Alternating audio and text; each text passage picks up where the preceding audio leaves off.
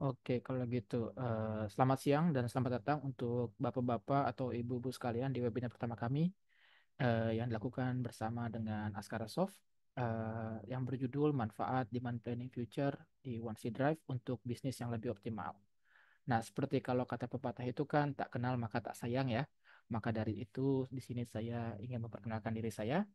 Nama saya Julio. Di sini juga saya akan berlaku sebagai moderator di webinar ini. Bersama saya sudah ada dua speaker kami, yaitu Ibu Sylvia yang merupakan pre-sales manager serta produk spesialis dan juga Bapak Denny yang merupakan One C Consultant dari Askara Soft. Nah, kami sendiri, One CI ini adalah perusahaan software global yang berpusat di Rusia, Bapak-Bapak Ibu sekalian.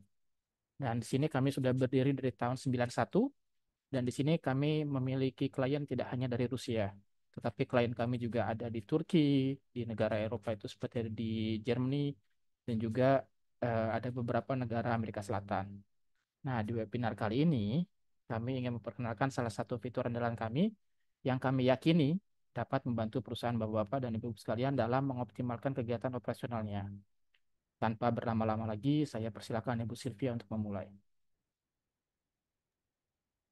Oke, baik. Di sini saya izin share screen terlebih dahulu.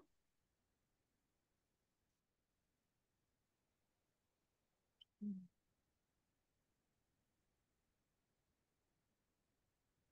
oke, baik. Oke, jadi seperti yang kita tahu, perencanaan permintaan ini sangat penting ya dalam bisnis karena memungkinkan perusahaan mengantisipasi kebutuhan pelanggan. Jadi mengoptimalkan tingkat persediaan serta menyelaraskan aktivitas produksi dan rantai pasokan dengan permintaan. Nah, demand planning ini yang kita lihat di sini adalah memperkirakan permintaan produk supaya persediaan itu mencukupi ya, dengan memperkirakan jumlah produk yang diproduksi maupun dibeli, sehingga kebutuhan konsumen kita ini bisa terpenuhi. Nah, jadi di sini bisa kita lihat beberapa benefit dari demand planning.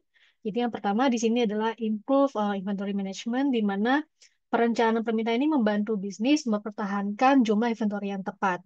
Jadi dalam hal ini mengurangi kemungkinan terjadinya stock out, kita kehabisan stok, ataupun overstock, kita kelebihan stok. Karena dengan kita kelebihan stok juga pun, itu akan meningkatkan biaya penyimpanan. Nah, jadi dengan kita dapat memprediksi permintaan secara akurat, maka kita dapat meminimalkan pemborosan ya. Jadi dan juga kita juga mengurangi biaya penyimpanan dan dapat menghindari kelebihan modal dalam kelebihan stok.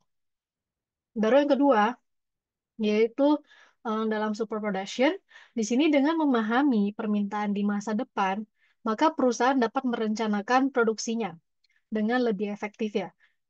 Hal ini juga memungkinkan perusahaan untuk bernegosiasi lebih baik kepada supplier karena kita udah mempunyai pandangan nih, kita butuh bahan baku itu seberapa banyak.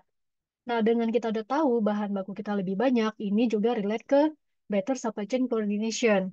Karena ini dapat eh, kita dapat tahu nih kapan kita perlu bahan baku tersebut. Jadi ketepatan waktu juga pas, kita juga dapat mengurangi waktu tunggu atau lead time-nya dan juga meningkatkan efisiensi rantai pasok. Nah, yang terakhir yaitu enhance customer satisfaction. Nah, di sini eh, karena kita udah mempunyai ketepatan waktu dalam eh, dalam memenuhi kebutuhan konsumennya. Jadi kita dapat meningkatkan loyalitasnya kita, kita juga dapat memenuhi semua demand dari customer dengan tepat waktu. Oke, selanjutnya. Nah, bisa dilihat di sini source of meeting the demand. Jadi ini adalah konsep dari demand planning. Yang pertama yaitu di bagian sumber permintaan. Di sini, sales by order and make to order strategy bisa kita lihat yaitu yang pertama replenishment atau pengisian kembali. Jadi proses ini bertujuan untuk mengisi kembali stok yang dibutuhkan karena adanya permintaan. Nah, bisa kita lihat juga di sini karena adanya permintaan di sebelah kiri di sini ada sales order, ada production order, terus ada subcontract dan sebagainya. Ini adalah sumber-sumber ya untuk kita gunakan dalam perencanaan permintaan. Nah, setelah kita melakukan perencanaan permintaan, Hasilnya apa? Hasilnya di sini ada purchase order, subcontract order, ataupun production order. Terus, faktor-faktor yang harus diperhitungkan nih dalam perencanaan permintaan. Di sini yang pertama yaitu komponen atau balance dari produk kita. Jadi, di sini kita mempertimbangkan jumlah produk jadi maupun setengah jadi yang tersedia untuk memenuhi pesanan. Terus yang kedua yaitu reorder point setting. Minimum and max, di mana sini kita mengatur kapan harus memesan atau memproduksi kembali jika stok kita tuh udah mencapai titik maksimum, titik minimum, maaf. Jadi untuk menjaga keseimbangan stok. Terus selanjutnya yaitu purchase order dan production order. Oke, jadi ini adalah contoh dari demand planning. Jadi yang pertama yaitu customer demand for our product. Gitu. Di sini kita menerima nih, kita menerima permintaan dari customer berupa sales order. Sales order di sini, misalnya kita ada sales order meja satu bisnis ya, table. Nah, di sini kita butuh produksi. Kita ada produksi table, yaitu dengan kita creating production order. Nah, di dalam production order, pastinya kita ada work in progress, kita ada subcontract order, dan untuk memenuhi ini, kita pasti akan memerlukan raw material atau bahan baku. Jadi, kita harus memesan raw material ke supplier. Nah, dengan memesan raw material ke supplier, kita menggunakan purchase order. Oke, jadi ini adalah contoh dari demand planning.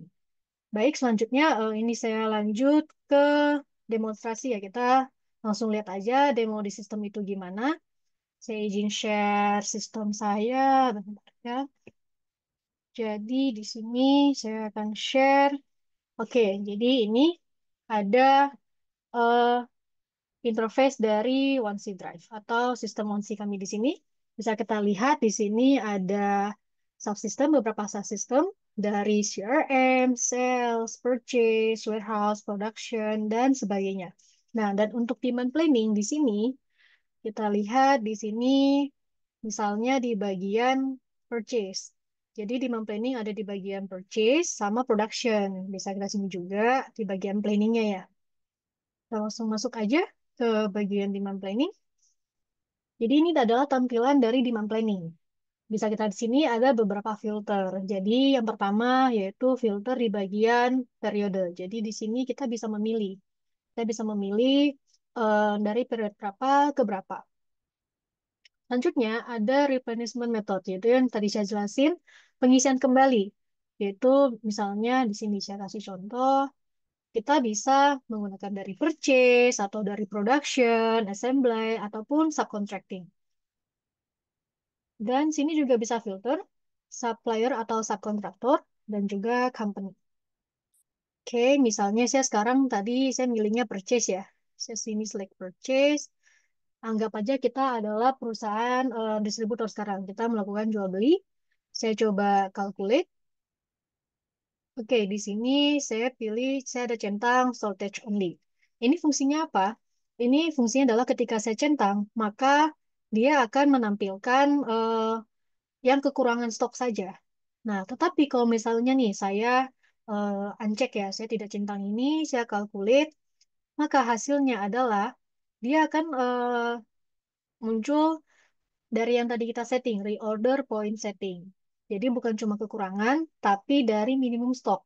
Berarti barang-barang di sini itu stoknya sudah di bawah minimum stok yang udah kita setting tadi di awal. Oke, sini saya kasih contoh misalnya. Saya calculate lagi, ini kayu. Jadi misal di dalam kayu ini saya ada permintaan nih. Kita bisa lihat sini juga permintaan adalah dari sales order sebanyak 50. Saya buka ya. Bisa lihat di sini.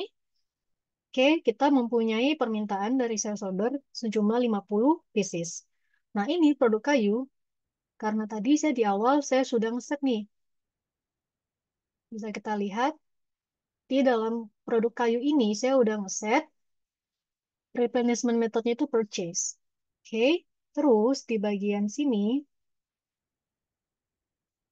reorder point setting, saya udah ngeset minimumnya itu 100 dan maksimumnya itu 300.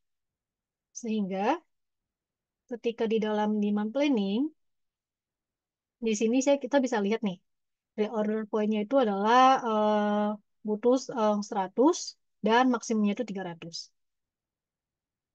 Oke, terus saya lanjut ke recommendation. Saya jalanin calculate. Bisa kita lihat di sini, untuk yang kayu, dia akan memberikan rekomendasi kalau kita butuh purchase sebanyak tadi, yang dari calculation demand. Di sini juga dia langsung akan atau otomatis memberikan harga serta dari suppliernya dari mana. Di sini contohnya suppliernya itu dari PT Maju Sukses. Oke, misalnya saya select rekomendasi yang ini untuk yang kayu, terus saya jalanin order. Oke, di sini kita akan lihat maka hasilnya adalah purchase order. Maka dia akan melakukan purchase order sesuai dengan kalkulasi dari demand planning tadi, including yang dari sales order sama yang bagian reorder point. Baik, selanjutnya contohnya kita adalah perusahaan yang ada produce something. Kita melakukan produksi. Jadi saya di sini coba saya pilih yang production. Setelah itu saya melakukan kalkulasi. Di sini contohnya meja ya. Di meja kita bisa lihat ada demand, ada permintaan sales order sebanyak 20. Kita ke rekomendasi, kita kalkulasi lagi sama caranya. Misal saya pilih meja, oke, dia akan kasih rekomendasi kita butuh produksi nih sebanyak 20 kuantitasnya. Saya generate, maka di sini dia akan ada menghasilkan production order. Nah, dari sini juga kita bisa langsung ngejalanin work in progress. Jadi kita bisa langsung melakukan perintah untuk produksi, kita generate di sini, share generate work in progress-nya. Oke, maka di sini akan muncul dokumen work in progress-nya ya. Kita juga bisa langsung open di sini. Oke, jadi ini adalah dokumen work in progress-nya. Bisa kita lihat untuk produknya meja, karena kita produksi pasti kita juga udah mempunyai BOM, Bill of Material, dan melalui BOM ini komponennya apa aja? Komponennya di sini. Jadi komponen untuk menghasilkan meja, misalnya saya tadi udah ngeset dia butuh kayu sebanyak kuantitinya 100. Oke, jadi untuk memproduksi satu meja, saya butuh kayu sebanyak 100. Oke, di sini saya coba close. Kita coba ngejalanin lagi kalkulasinya biar kita lihat karena dari production order kita mau lihat apakah dia juga akan kasih rekomendasi ya. Bentar,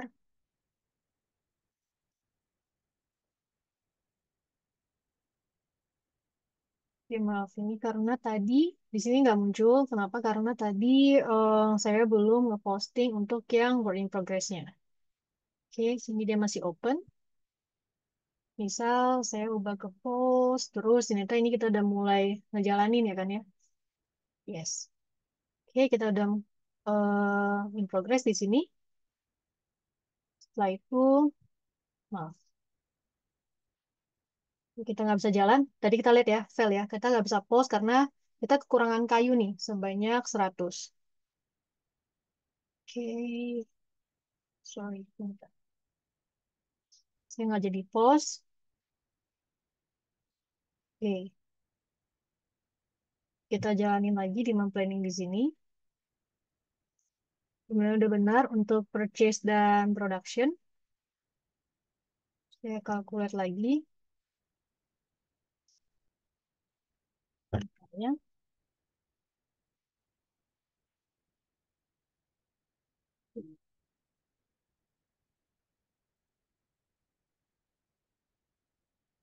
Oke, di sini karena tadi saya udah ngekeluarin purchase order sebanyak 300 karena sehingga dia stoknya masih memenuhi sehingga dia tidak muncul di sini dikarenakan stok dia ini udah memenuhi. Jadi tadi dia butuh sekitar 100 ya untuk memproduksi meja. Maka di sini dia tidak akan memunculkan rekomendasi lagi karena stok kita ini udah memenuhi untuk produksi si meja tersebut.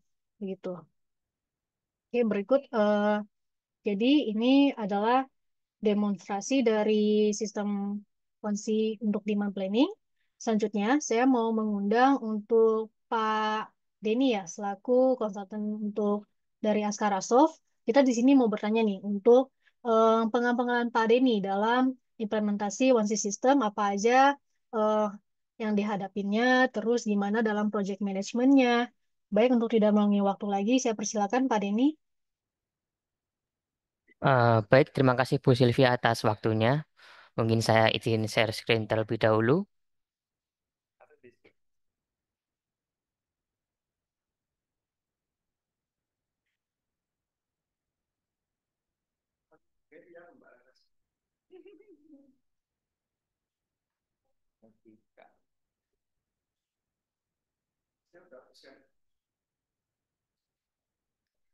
Baik, terima kasih atas waktunya. Mungkin saya perkenalkan dulu, nama saya Denny dari Askara Soft. Mungkin saya kenalkan sendiri terlebih dahulu terkait Askara Soft ya. Askara Soft sendiri merupakan software house yang sudah ada sejak kurang lebih 1 dekade. Kami mendeliver atau menawarkan solusi kepada klien terkait customer relationship management, uh, learning management system, maupun ERP, yaitu OneSea. Nah, kami di sini Askara Soft merupakan license OneSea implementer atau implementator yang telah terlisensi oleh OneSea untuk menjadi partner OneSea di Indonesia, mengimplementasikan ERP-nya di klien-klien yang tersebar di Indonesia. Mungkin saya langsung jelaskan yang akan saya highlight experience kami terkait OneSea, implement OneSea, yaitu adalah perusahaan PT Citra Jaya Aurelia. Nah, PT Citra Jaya Aurelia ini bergerak di bidang import, yaitu terkait import barang terkait seperti router, kabel, dan lain sebagainya. Nah, challenge-challenge yang dihadapi untuk eh, mendeliver ERP One-C ini kepada PT Citra Jaya Aurelia adalah mereka membutuhkan aging report untuk stok dan juga aging report piutang mereka. Dan juga mereka membutuhkan QR code scanning karena mereka perusahaan impor distribusi mereka pada saat penerimaan barang atau good receipt pastinya akan menerima ratusan mungkin ribuan barang yang akan diterima oleh pihak gudang. Maka dari itu mereka perlu scanning QR code agar 1.000 barang tersebut bisa disimplifikasi barcode-nya atau serial number-nya di beberapa QR code atau mungkin satu QR code agar bisa mendapatkan seluruh atau 100 serial number dari barang yang diterima oleh pihak gudang. Nah, dan juga mereka membutuhkan serial number flexibility karena ketika barang datang, misalnya 1.000, nah 100 barang yang datang itu 1.000 barang yang datang harus keluar 100 karena setelah ada SO yang menunggu di hari tersebut. Jadi pada saat itu melakukan scanning barcode, mereka harus scanning barcode 100 barang terlebih dahulu, lalu mengirimkannya ke pihak customer. Nah, 900 barang yang lain eh, akan di scanning barcode-nya eh, menunggu belakangan begitu. Jadinya mereka membutuhkan fleksibilitas agar tidak eh, tetap 900 barang yang menunggu scanningnya itu tetap masuk ke dalam eh, SO yang sebelumnya atau SO misalnya di hari tersebut. Dan juga accounting proses karena mereka eh, sangat concern sekali terkait accounting proses terkait perpajakan dan lain sebagainya. Maka dari itu solusi yang kami tawarkan adalah terkait ERP 1C tersebut. Karena ERP 1C sendiri sangat komprehensif. Kenapa? Karena mereka mencakup proses purchasing, pembelian barang baku atau pembelian stok, produksi jika perusahaan tersebut merupakan perusahaan di bidang produksi, dan juga penjualan atau sales. Mereka juga mencakup terkait cash manajemennya, dan juga analisis finansialnya, dan juga mereka terkait accountingnya juga sangat diperhatikan. Nah, maka dari itu sangat cocok untuk diimplementasikan one C drive tersebut. Karena saya kembali ke challenge-nya, bisa menjawab terkait aging report tersebut. Nah, karena aging report ini eh, sudah ada standarnya atau sudah tersaji di one C drive tersebut. Selanjutnya adalah flexibility. Karena sebelumnya mereka meminta QR code. Nah, flexibility tersebut dimiliki oleh Wansi karena bisa mengadaptasi eh, terkait proses bisnis dari perusahaan tersebut. Karena bisa mengkustomisasi Wansi sesuai dengan kebutuhan perusahaan. Jadi QR code dan serial number flexibility bisa terjawab karena fleksibilitas dari Wansi tersebut. Nah, dari sisi developmentnya, dari misalnya developer tidak perlu melakukan coding eh, customisasi dari nol begitu, karena OneDrive menerapkan low code development. Jadi tidak perlu eh, melakukan coding dari awal. Sistemnya bisa melakukan simpelnya bisa melakukan drag and drop tampilan, dan juga hanya membutuhkan coding logiknya saja begitu. Karena dan juga yang paling terakhir adalah adaptif yang sebelumnya sudah sempat saya mention. Jadi dia bisa mengadaptasi proses bisnis terkait accounting proses yang ada di Indonesia. Jadinya Wansi sangat cocok lah untuk diimplementasikan sesuai dengan proses bisnis yang saya highlight Citra Jaya Aurelia tersebut.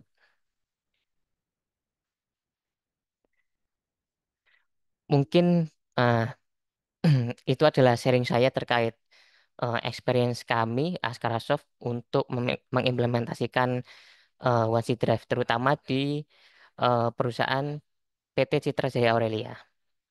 Mungkin akan saya kembalikan ke Bu Sylvia atau Pak Julio. Baik, terima kasih banyak Pak Denny. Mungkin kita bisa langsung mulai dengan sesi Q&A. Nah, di sini mungkin saya dulu yang mulai. Saya ingin bertanya kepada Ibu Sylvia di sini. Nah, untuk Ibu Sylvia sendiri mungkin bisa berikan contoh bagaimana perencanaan eh, demand future planning yang kita miliki di OneC Drive ini Mhm. dapat mencegah kelebihan stok atau kekurangan stok. Itu yang pertama. Nah, yang Mhm. kedua, apa sih keuntungan menggunakan fitur ini dibandingkan kita menggunakan apa namanya metode manual atau urgensinya itu di mana? Karena kan Mhm. hal seperti ini kan bisa dihindari melalui kerjaan manual sendiri seperti itu. Mhm. Oke, baik. Jadi di sini untuk pertanyaan pertama, di marketing sendiri kan dia dapat mencegah ya, dia dapat mencegah kelebihan stok walaupun kekurangan stok karena proses ini itu bertujuan untuk dia akan memperkirakan nih permintaan produk kita. Yang seperti saya bilang tadi, misalnya tadi kita mempunyai beberapa permintaan dari customer, mau dari sales order ataupun ada permintaan untuk produksi, dia akan membantu, dia akan menarik berbagai data entah dari stok inventory kita dan dari misal kita ke supplier nih, biasanya kan ada lead time. Kita beli barang itu pasti ada lead time dan kita dalam masa mau produksi ataupun mau jual kita pasti butuh barang itu udah ready nih. Tapi dan juga kita tidak mau barang ini udah ready dulu terlalu lama di gudang. Misal tadi meja, kalau misalnya saya sebuah perusahaan yang menjual meja, meja ini saya biarin lama di gudang. Nah itu bisa jadi ntar jadi lapuk atau ada faktor lain yang membuat kualitasnya itu berkurang. Nah sehingga kenapa di ini itu penting untuk menjaga inventory kita itu tidak, entah kita tidak kelebihan stok ataupun kekurangan stok. Itu yang pertama. Terus untuk yang kedua, untuk eh, kan kita bisa menggunakan manual. Tapi coba kita pikirkan kalau eh, kita mempunyai demand tidak cuma satu. Produk kita juga nggak cuma satu. Kita mempunyai 100 produk, terus kita juga mempunyai banyak varian, terus demand kita udah mulai banyak, dan juga kita juga misalnya dalam produksi barang-barang ini mempunyai multi level BOM. Pastinya yang harus kita perhitungkan itu banyak. Skalibilitasnya juga itu besar. Nah, untuk yang pertama kita dapat mengurangi waktu, lebih efisien. Tadi seperti yang saya demokan di One System, ketika saya klik calculate, dia udah langsung menghasilkan berbagai rekomendasi untuk kita pesan ataupun kita produksi. Jadi itu membuat kita lebih efisien dalam waktu. Terus yang kedua, kita juga pastinya ingin meminimalisir human error gitu. Kita di sini untuk sistem dia pasti udah mempunyai efektivitasnya untuk menarik berbagai data. Misal dia udah memperhitungkan, oh kita di sini di dalam sistem ini kita udah ada purchase order untuk ke depannya. Berarti kita udah bisa tahu produk yang bakal udah stok yang udah ready atau enggak tuh kapan. Nah, dia udah akan menarik data dari berbagai departemen. Sehingga itu juga mengurangi waktu kita untuk menentukan nih ke berbagai departemen. Jadi dengan kita lebih efisien, terus juga pastinya lebih efektif untuk menggunakan multi sistem dalam fitur demand planning. Sekian jawaban dari saya. Baik, makasih banyak Mm-mm. Ibu Sylvia atas pertanyaannya. Mungkin saya juga ada pertanyaan untuk Pak Denny. Nah, di sini kan tadi Pak Denny jelaskan juga dari case yang diangkat bersama CAJ ya, Citra Jaya Aurelia di sini kan si perusahaan CAJ ini kan melakukan aktivitas import, ya kan? Nah, apakah Wansi ini mengakomodir untuk yang namanya multi currency? Karena kan kegiatan import ini kan tergantung apa namanya mencakup juga mata uang dari negara-negara lain. Itu yang pertama. Nah, untuk yang kedua mungkin dari challenge engine report yang tadi juga dijelaskan. Nah, dari perusahaan CJI ini seperti apa sih capability-nya sehingga bisa menjawab permintaan tersebut? Begitu. Baik, Pak. Untuk yang pertama terkait multi currency. Nah, eh, di OneSea sendiri memiliki fitur multi currency. Jadinya eh, bisa mengakomodir transaksi untuk perbedaan mata uang begitu. Nah, ditambah lagi eh, di OneSea ini ada namanya custom declaration. Jadi terkait pembayaran cukai ya. Jadi benar-benar cocok multi currency-nya dan juga custom declaration untuk pembayaran cukai bagi CCA yang merupakan perusahaan di bidang importer begitu. Nah, selanjutnya yang terkait pertanyaan aging report. Nah, dari Wansi sendiri, sorry, CCA meminta tiap aging report terkait misalnya piutang atau stok itu memiliki eh, bisa diketahui detailnya itu transaksinya seperti apa. Nah, di Wansi sendiri sudah terakomodir dari misalnya rekapannya begitu, rekapannya piutang dari misalnya customer A, B, C. Nah, di situ bisa dilihat detailnya customer A itu transaksinya di hari apa, transaksinya detailnya seperti apa begitu. Jadi diketahui detail transaksinya. Lalu mereka inginkan misalnya ada terkait aging reportnya terdapat mm, detail apakah ini eh, oke untuk dilakukan harus dilakukan misalnya stok ya harus dilakukan penjualan boosting atau harus tetap keep saja terlebih dahulu di gudang. Nah, di situ eh, Wansi dapat mengkustomisasi dikustomisasi aging reportnya dengan standarnya begitu agar menjawab terkait aging report yang diharapkan. Jadi kustomisasi bisa dilakukan setup manual oleh misalnya user, jadi tidak perlu coding hanya dilakukan setup settingsnya dan juga dilakukan kustomisasi minimal. Jadi tidak perlu coding dari awal terkait yang tadi low code development. Jadi bisa menjawab aging report eh, yang diharapkan oleh Citra Jaya Aurelia tersebut. Mungkin saya kembalikan ke Pak Julio. Baik, makasih Pak untuk jawabannya. Mungkin saya ada tambahan sedikit untuk pertanyaan saya tadi. Kan kalau misalkan multi currency ini kan dia berarti kan karena kita sama-sama tahu mata uang ini kan dia nggak stagnan harganya Pak ya. Hari ini mungkin 1 dolar itu 15.000, besok mungkin 1 dolar itu 15.300. Nah itu gimana tuh Pak?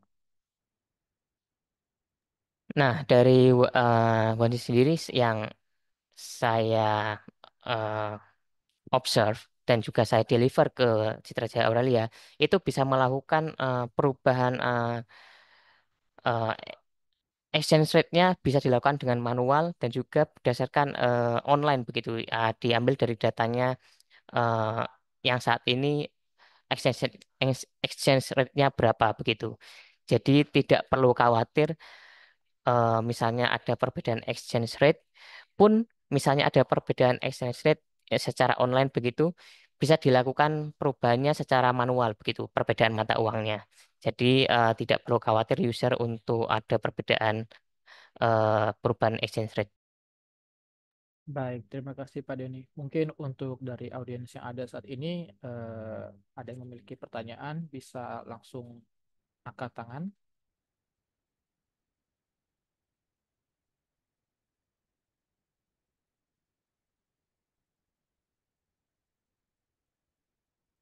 Apakah ada yang memiliki pertanyaan atau tidak?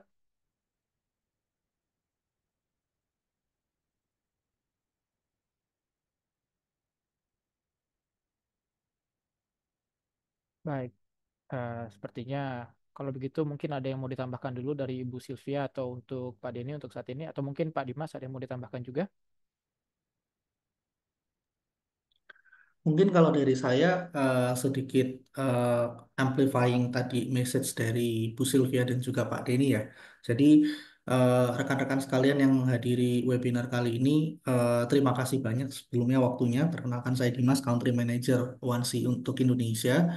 Nah, terkait dengan sesi webinar kali ini, tentunya kami ingin menyampaikan bahwa demand planning feature ini merupakan sebuah fitur yang memberikan value added untuk operasi bisnis Bapak Ibu sekalian, terutama dalam hal mengoptimalkan inventory level di titik nilai yang optimum sehingga kita tidak mengalami risiko oversupply atau mungkin shortage sehingga kita tetap bisa memenuhi demand dari pelanggan.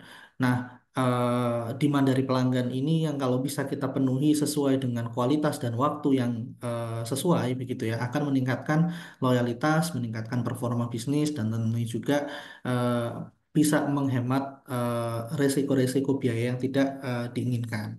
Selain itu, kami juga ingin perkenalkan rekan kami, partner kami Askara Soft dalam webinar kali ini yang merupakan partner 1C di Indonesia yang saat ini sudah certified sebagai implementer 1C dengan kredensial dari Pak Denny dan juga rekan-rekan dari Askara Soft yang telah melakukan implementasi pada salah satu perusahaan yaitu PT Citra Jaya Aurelia.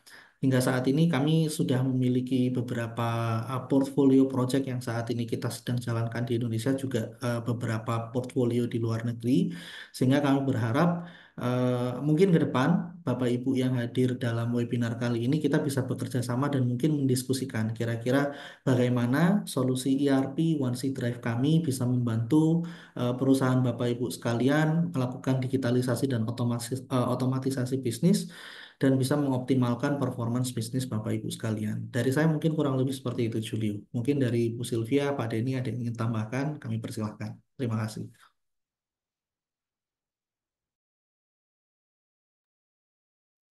Baik, terima kasih banyak Pak Dimas. Mungkin kalau misalkan nggak ada yang ditambahkan lagi, kita bisa sudahi webinar ini. Saya ingin ucapkan terima kasih kepada Bapak-Bapak dan Ibu-Ibu sekalian yang sudah meluangkan waktu untuk mengikuti webinar hari ini. Dan juga tentunya kami ingin ucapkan terima kasih kepada Ibu Sylvia dan juga Pak Denny yang sudah menceritakan pengalamannya serta menjelaskan tentang demand planning feature yang kita punya di OneC Drive ini. Dan yang pastinya itu memberikan kita manfaat dan juga wawasan baru yang bisa nantinya digunakan untuk aktivitas dan efisiensi perusahaan atau bisnis Bapak dan Ibu sekalian. Nah, jika nantinya Ibu-Ibu dan Bapak-Bapak sekalian ada pertanyaan atau mungkin ada ketertarikan untuk berdiskusi lebih lanjut, bisa menghubungi kami melalui email dan juga nomor telepon yang tercatat di email yang kami berikan sebelumnya. Dan akhir kata saya ingin ucapkan terima kasih banyak atas partisipasinya. Sampai bertemu di webinar selanjutnya. Selamat siang. Terima kasih semuanya. Selamat siang.